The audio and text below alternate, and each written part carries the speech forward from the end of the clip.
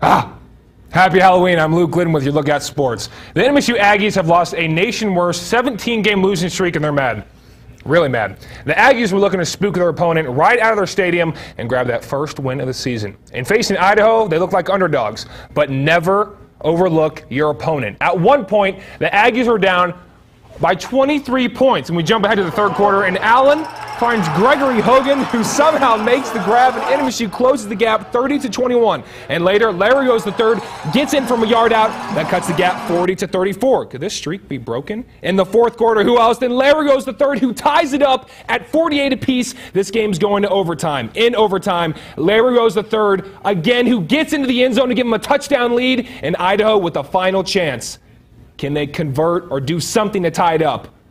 No, they can't. It's picked off, and they actually intercepted the ball in between his legs. Absolutely incredible. MSU snaps its 17-game losing streak as they top Idaho 55-48, your final score. So somehow they make the incredible comeback and they snap that horrific losing streak. Absolutely unreal. They were out for blood tonight and they got it. I know exactly what that feels like. But for more on the game, let's send it over to ABC7's Danny Mata, who was live at Aggie Memorial with the recap. Danny.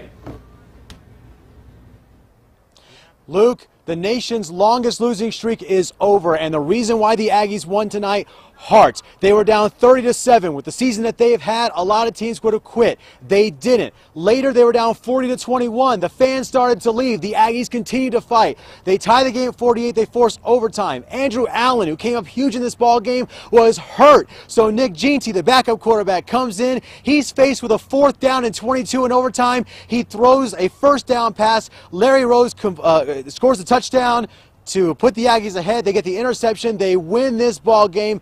Emotional night for the Aggies, who finally get off the schneid, and we caught up with Larry Rose after the game.